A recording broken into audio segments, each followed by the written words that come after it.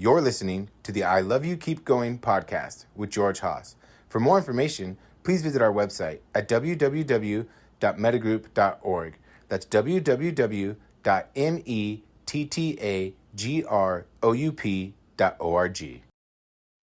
So welcome, everybody. This is I Love You Keep Going. It's Thursday, May 8th, 2025 at 7:36 p.m. Pacific Daylight Time.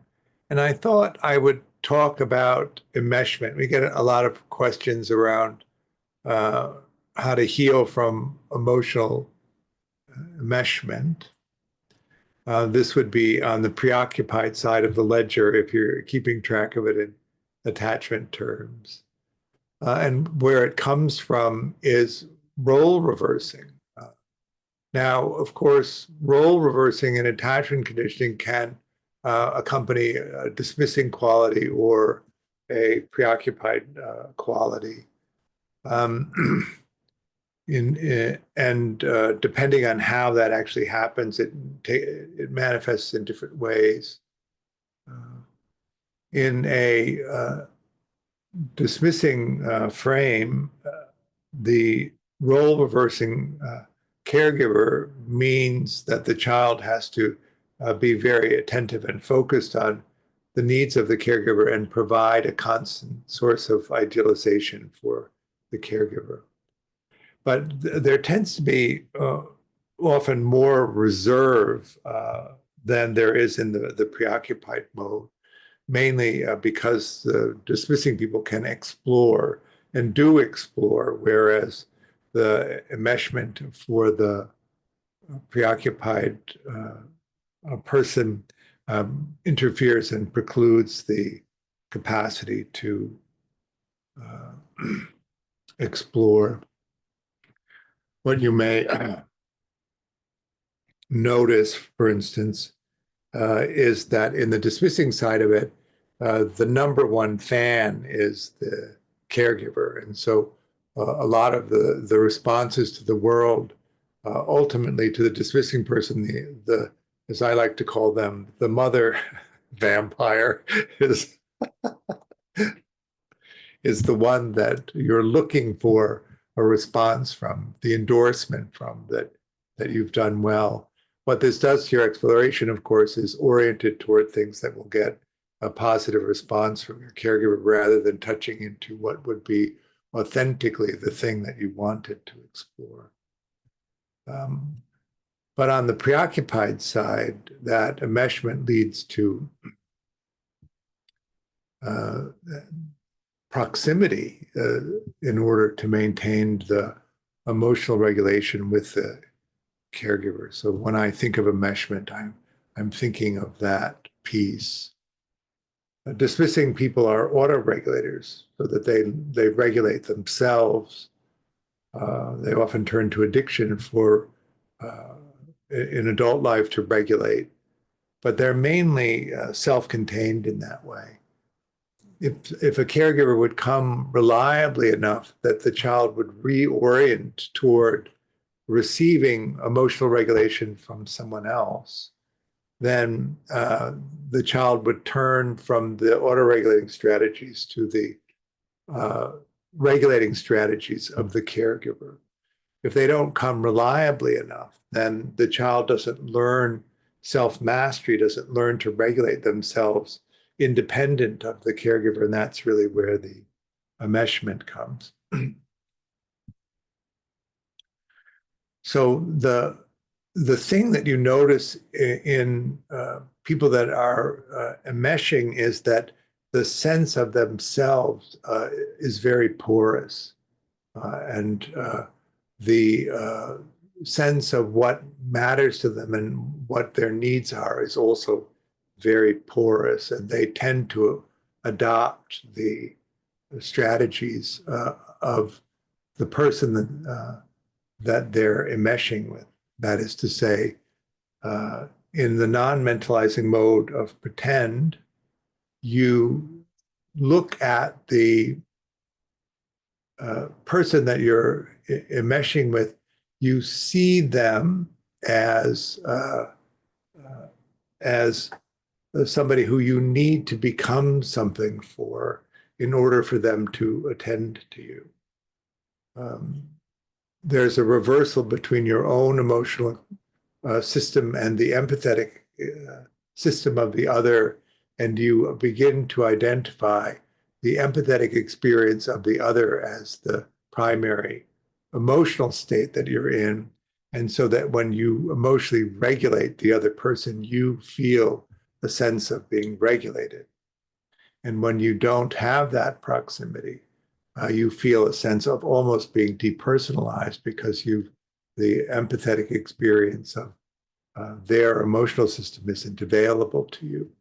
Because you're focused on the emotional regulation of the empathetic experience and then attending to the emotional regulation of the other person, your own emotions are not regulated. And so when you separate from the empathetic experience, you're then thrown into contact with your own dysregulated emotional system.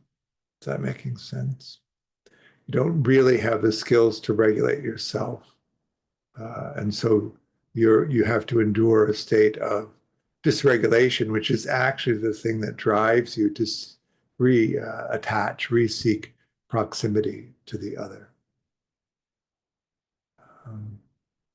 Now, there's also the component of rejection that we should consider here, because you can also have rejection in either a constellation that ends up as a dismissing or a constellation that ends up as preoccupied.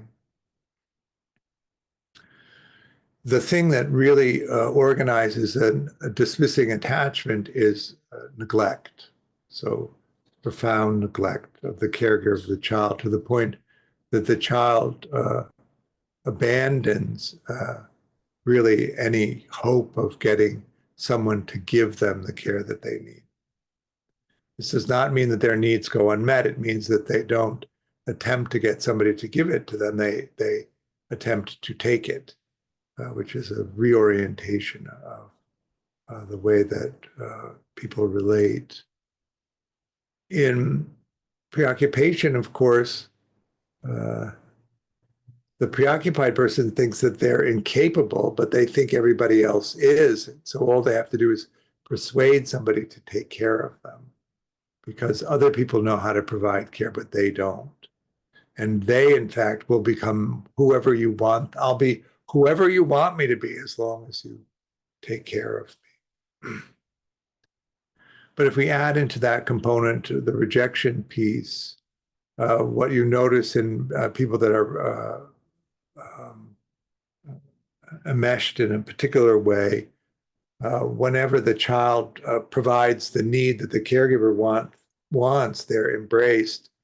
But whenever they present their own attachment needs to the caregiver, they're rejected. So they learn to sequester their own needs and feelings completely, and actually most of the time appear to be dismissing. You would think this is a dismissing person when in fact they're passively preoccupied.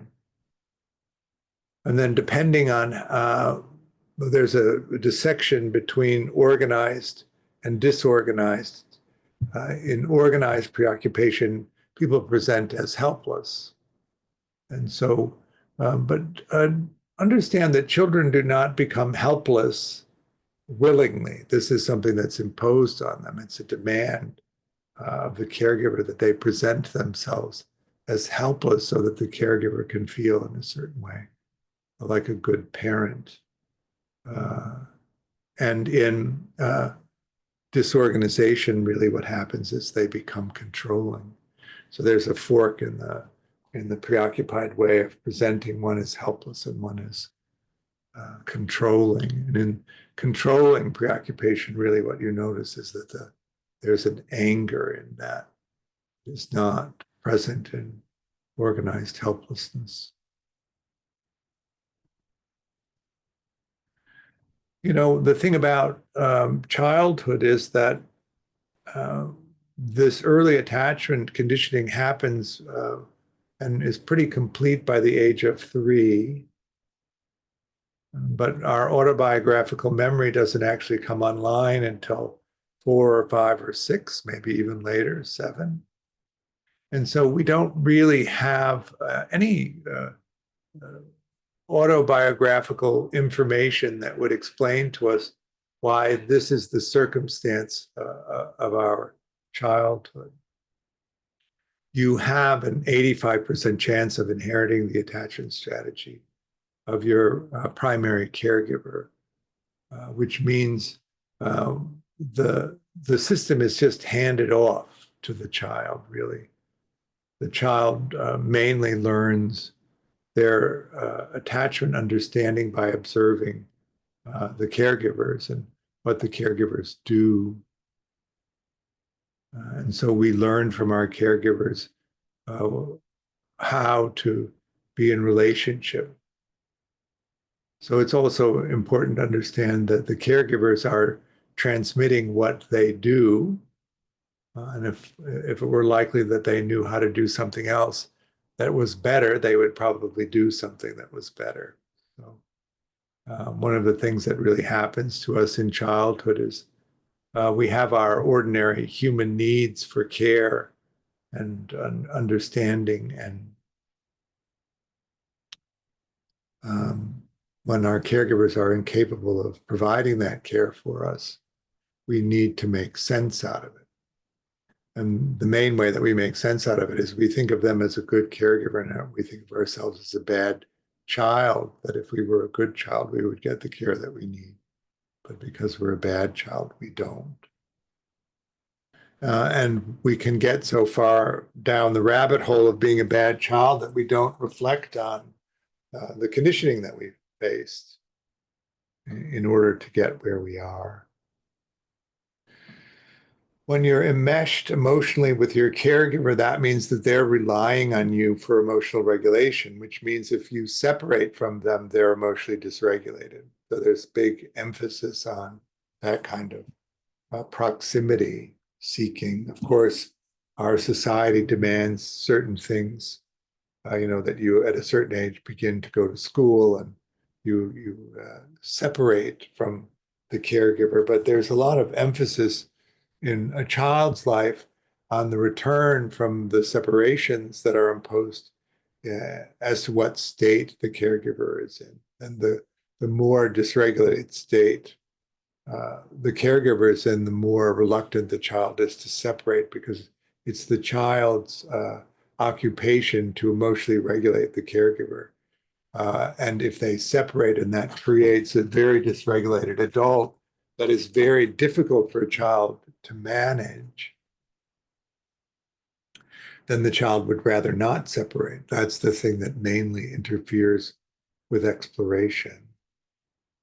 You, as the child, don't want to separate from the caregiver because coming back to the caregiver is too difficult. And there's variations in this, of course. Some kids who learn to do well in school perform because they get attention and care from the school system in rewarding them for having done well. And then the caregiver also gets some kind of accolades for their child doing well, which makes them appear as a good caregiver. And so there's a kind of performative aspect to that for the child. What you notice also in that is that there's not so much interest in what the child is interested in, but more in what the caregiver is interested in and can relate to. So the child is directed into pursuing goals that may not be directly satisfying. This is an instruction really in secondary exploration, in the pursuing of time, energy, and resources, and not the development of primary exploration. And because the exploration is in service of somebody else's agenda, the child doesn't learn to orient around their own agenda. And so when they become adults and move into the workforce, they're oriented around somebody else's agenda and can fit into supporting somebody else's agenda, but not really in creating their own path. I notice this in the tech industry quite a bit. The top of the tech industry is all really dismissing and really oriented toward their own goals, but the layers underneath are preoccupied people who are very good at fitting into somebody else's agenda, but not in creating their own path. And often they're passive, and so they appear to be dismissing, but actually they're quite preoccupied and quite oriented around somebody else's agenda. How do you come out of enmeshment, I suppose, and having described enmeshment, what would be a good way out of that? On the dismissing side and on the preoccupied side, it is reorientation toward primary exploration. On the dismissing side, dismissing people learn early on in childhood to keep the things that really matter to them secret because they're put in the position of idealizing the needs of the caregiver and presenting that sort of uber presentation of that. And they learn that if their own desires, their own interests don't match well with what the caregivers want from them, that the caregivers will actively suppress them. And in order to preserve them, they keep them secret. And then you have to reorient toward this secret life and move it into the world in a way that you have an adequate exploration of it. But dismissing people are good at exploring, typically. They're just really oriented around the gathering of time, energy, and resources so that they can transact relationships. When you look at the spectrum of that, secure people engage in collaborative relationships and collaborative care. Insecure people function in transactional relationships. I do this for you if you do this for me. Dismissing people like to be taken care of, but they don't like to reciprocate care, so that it's usually around stuff or social access that the relationships operate. But preoccupied people, because they were put in this position of having to be constantly proximate to their caregivers in order to provide them with regulation, don't actually learn to explore very well. And so while they're good at taking direction and supporting somebody else's agenda, they don't have much in the way of a ready access to their own agenda, or even to creating an agenda that would be focused on their own time, energy, and resources gathering. So in addition to pulling out of the enmeshment, right, turning your attention away from the empathetic experience to your own experience, you have to, on top of that, learn how to explore. Dismissing people are auto-regulators, so that they're good at solo exploration because they don't need anybody really to regulate them. The movement for dismissing people is to open up to the possibility that other people could be good regulators, and to move out of that transactional mode into a collaborative mode. But because they have the capacity to explore, they can explore those ideas, those propositions effectively, and see that actually they're better. That's a better approach than going it always alone, and they move quite quickly into that. But preoccupied people can't explore well enough to explore those propositions to understand that it is better. And because they can't regulate themselves except in proximity to regulators, they don't do much in the way of solo exploration. So you need to move your attention onto your own emotions and put the empathetic experience back into second place. And you need to begin to learn to emotionally regulate yourself well enough that you can be separate from your regulator and begin a process of exploration. And then you have to learn how to explore in order to be able to pursue the exploration, the discoveries that you need to know. And all of that is a lot more to have to do to come out of the enmeshment. And this is if your enmeshing partner is interested in letting you go, which often they're not, because if you're going to separate from them and learn how to do all of that for yourself, you're essentially condemning them to have to do the same thing, which they may not want to do. And so there'll be a lot of resistance.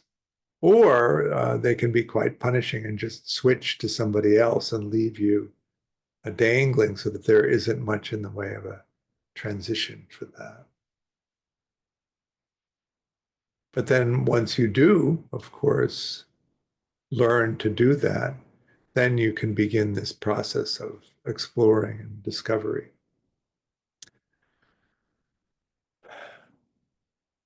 More good news, of course, is that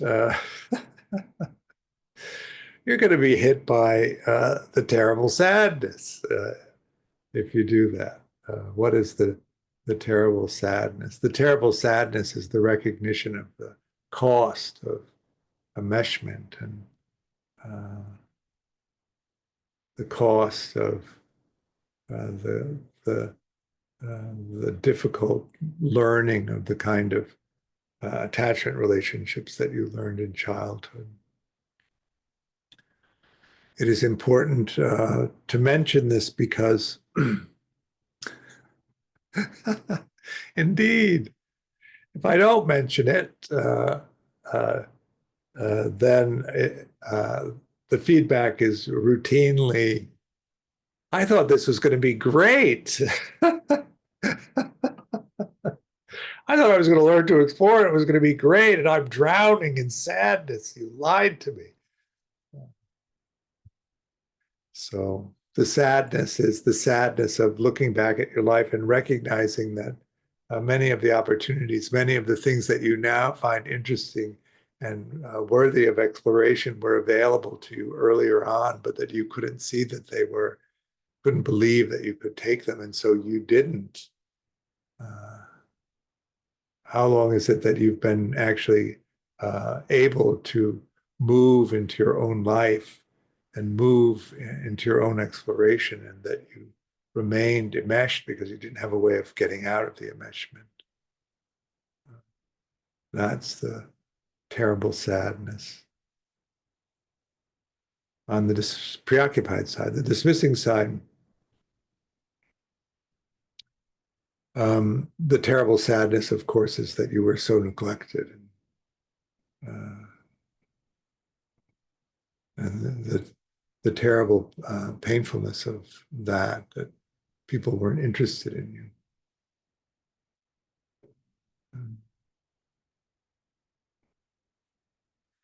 That idealizing thread, of course, is the idea that you can pull people in, that you can seduce people with how great you are, but when it's manufactured and it isn't actually representative of who you are, the authentic expression of yourself, it's never satisfying, which is why it always has to be more. And then in both preoccupied and dismissing people, you develop this false self, which is really capable in comparison to the authentic self, which is hardly developed. It feels dramatically more capable. And the idea that you would then have to develop this authentic self so that you're as brilliant as your false self is also a source of the terrible sadness. This klutzy, undeveloped, awkward, authentic self that doesn't know how to express itself in comparison to the mad tap dancing false self.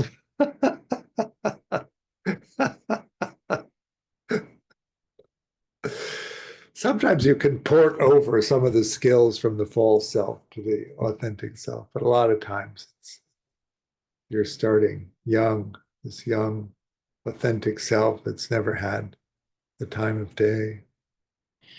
How are you going to reorient so that that's who it is that you promote into the world? So from the meditation point of view, what we're looking at here is the emotional regulation skills and the mentalizing skills. Dismissing people mentalize better than preoccupied people, and much, much better than disorganized people do. And so part of this is the cultivation of mentalizing skills. That frame for adult mentalizing for secure functioning relationships is these four positions, really. The first is that you understand the reality that you've created in each moment. So you have the capacity to sense an object that can be sensed when there's contact. Consciousness of that sensing experience arises. It's evaluated for urgency. Does it need immediate attention? Does it not matter if you get to it? Is there time for pleasant experience, which creates a queue of mind moments that are then compared to the perceptual database? And if there's a thread of meaning that matches closely enough, that undifferentiated, undefined, unfixated sensing experience, then the whole thread of meaning attaches to it and it fixates into conceptual reality with all of those meanings associated. It's this marvelous, I think, really marvelous conundrum of the human condition that you are inhabiting the present moment, which is extremely fleeting, and at the same time eternal, right? Isn't that an interesting paradox? There is only the present moment, which is extremely fleeting. So the eternity of the present moment, constantly coming and going, constantly arising and passing. And then the conditions of the present moment, but they're defined by all of the previous moments. So the meaning of what this moment is defined by the conditions of the present moment, plus everything that's happened that's like that. And how do you differentiate that? How do you understand that you're in the present moment and it's infused with the meaning of past moments, and still this moment is unique?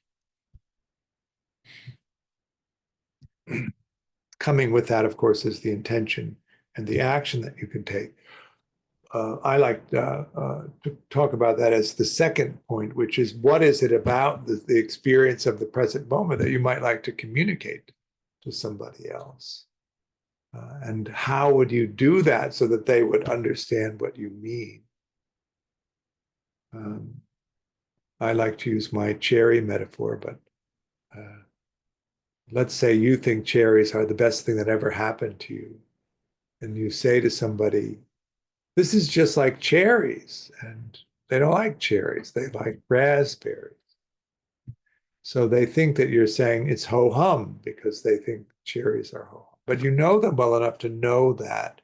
And so you transliterate that. This is just like raspberries because they think raspberries are the best thing that ever happened. And so then they know you think that it's the best thing that ever happened.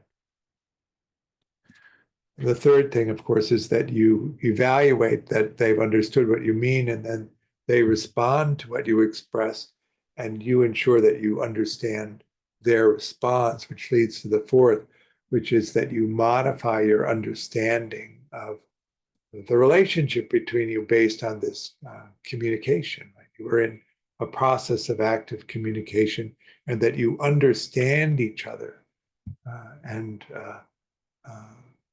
that changes in some ways the relationship in each moment over the course of the length of the relationship. That is a lot of processing that has to happen, and it has to happen fast. And so people that are low mentalizers can't engage in that level of discourse.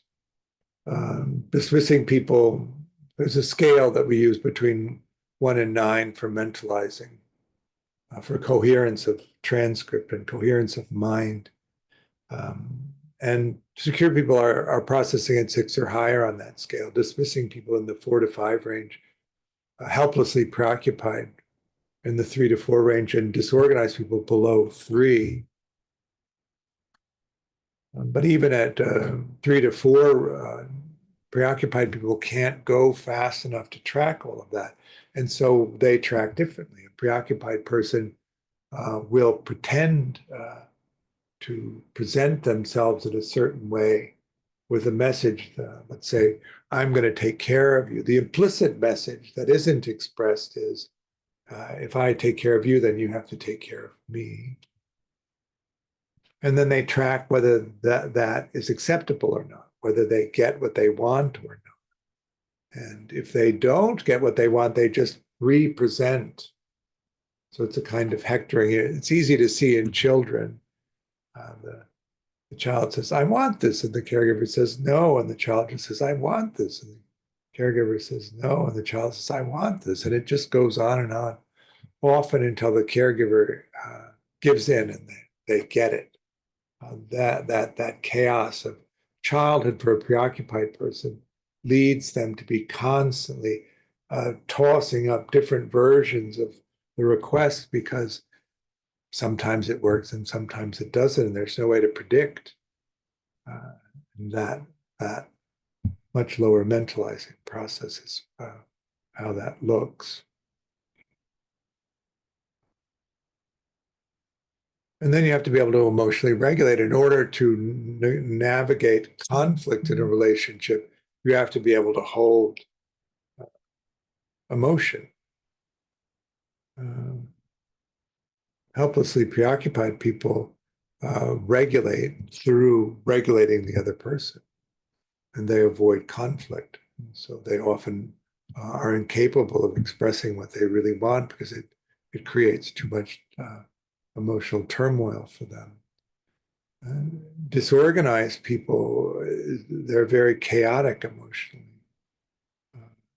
And mainly the way that they regulate their emotions is by withdrawing. And so something creates a conflict, and then they disappear without negotiating it. Dismissing people don't actually feel. One of the characteristics of dismissing attachment is the suppression of the attachment system. And the only way that's possible is by suppressing the emotional distress that causes. And so they don't feel anything. So they tend to be very cognitive. Their negotiation skill is quite cold. And for a feeling person, that creates an obstacle. So in this process of mentalizing, we have to develop the skill to mentalize fast enough so that we know the meaning that we've assigned to the present moment, what we want to communicate, whether we've succeeded in communicating it, and our capacity to modify our understanding. And we have to be able to hold intense emotions without being so dysregulated by them that it prevents us from negotiating.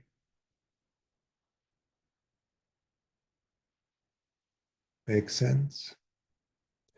And then we have to begin to remap, using ideal parent figure protocol, the early conditioning, so that we can see the possibility of collaborative relationships, that we can see the possibility that somebody would actually be interested in us and would be willing to take care of us. That's the piece that's so hard. Dismissing people, really at the core of it, do not believe that other people will take care of them. And so they often experience it as rejection, and almost anything can be interpreted as rejection.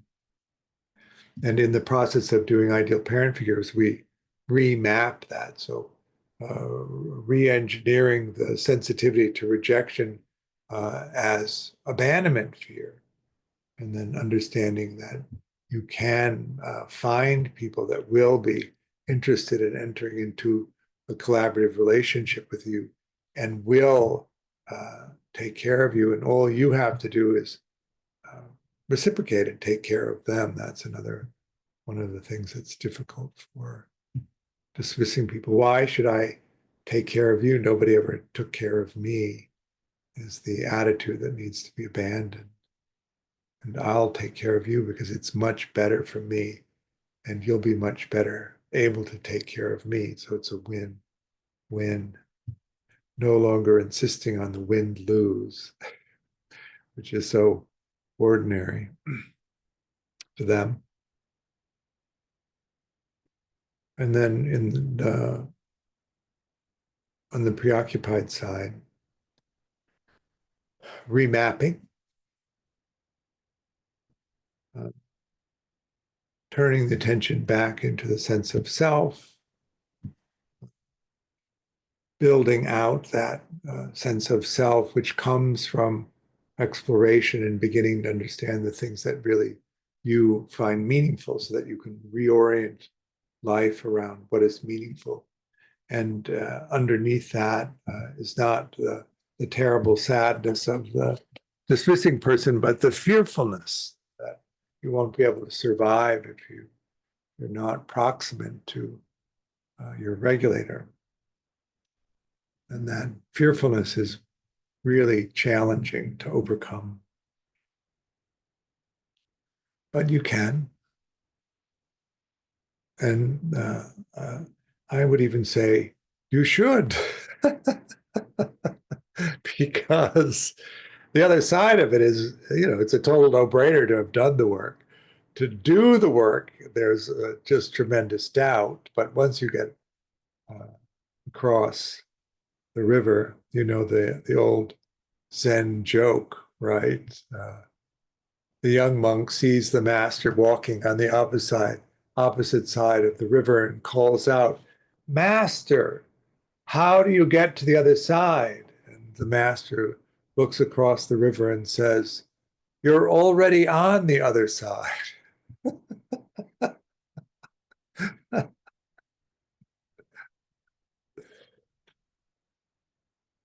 This remapping, the disorganized people, particularly complexly disorganized people, the dismissing stuff resolves much faster. The avoidance stuff resolves much faster. So you have this kind of whiplash experience of being solidly fearful avoidant all these years, and then all of a sudden you're thrown into preoccupation as the primary response to the world, and then resolving the preoccupation and moving into earned security.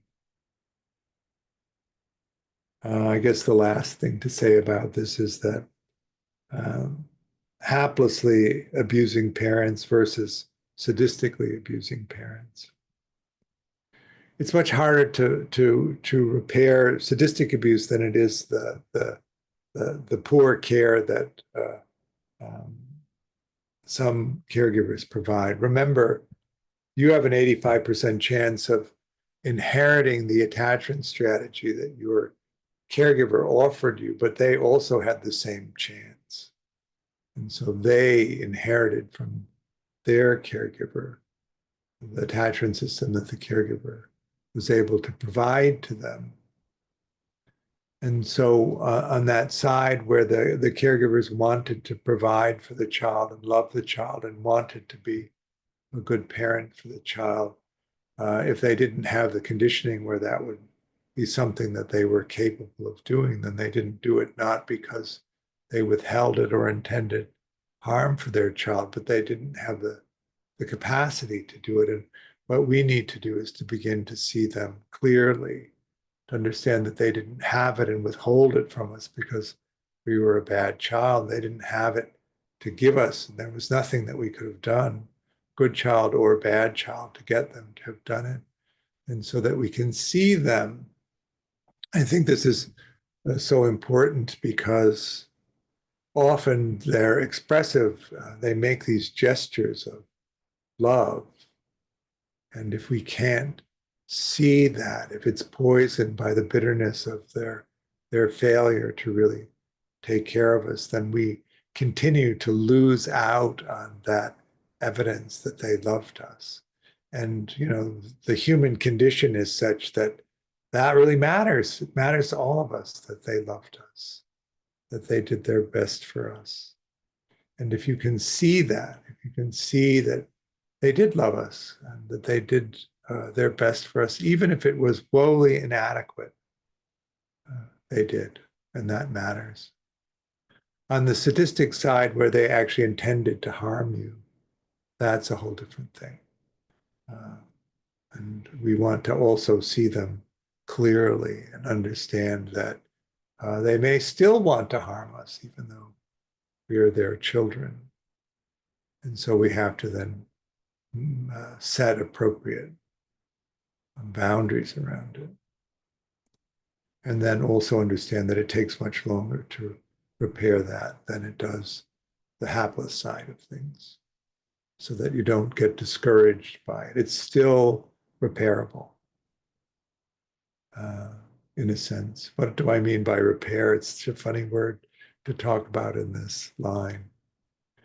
You can reorient your understanding of the nature of the human condition and at a deep level accept that you can find people who will love you and who will take care of you and who will be curious and interested in you as you are, without having to be somebody different, somebody fixed up. Just as you are, you can find that. And then you can go forward with your life. And in changing the way that you understand what happened, change the meaning of what happened, but not actually what happened. That makes sense. And in changing the meaning of it, be free of it. That's what I mean by repair.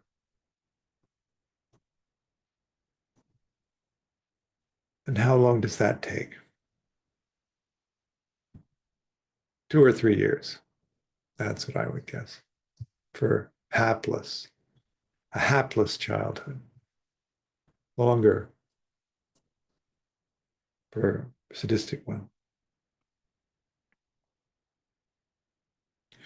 But I do hope that you understand how hopeful I am about this. I think it's terrific what's available to us now, really for the first time. The understanding of attachment and the understanding of what to do about it. Because before that, it was really get used to it because this is how it is. Do your best. That was really what was available. So why don't we do some meditation? All right, let go of the meditation. How's that? So here we are. What's coming up for us this month is a level 1, which is starting on May 17th. I've modified the class a little bit. So it's going to be 3 Saturdays instead of 4, starting on the 17th for 3 Saturdays. And then I think in June, I'm going to do the exploration retreat, so the intermediate mentalizing and then advanced mentalizing. So that's going to be on the 21st of June and the 28th of June. That's what's coming up.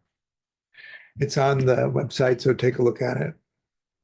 June 15th, a new issue of Place is coming out. So here it is, the new magazine. So I'm excited about that. If you haven't already subscribed to it, take a look. It's on the website too. I really appreciate your practice, and I offer the teaching freely, but I do hope that if you're resourced and you can make a donation, you will. There's a link on the website to make a donation. Any amount is helpful. It helps supports me and also the work Mettagroup is doing. Nice to see you, and we will see you soon. Bye. Thanks, George. Yeah.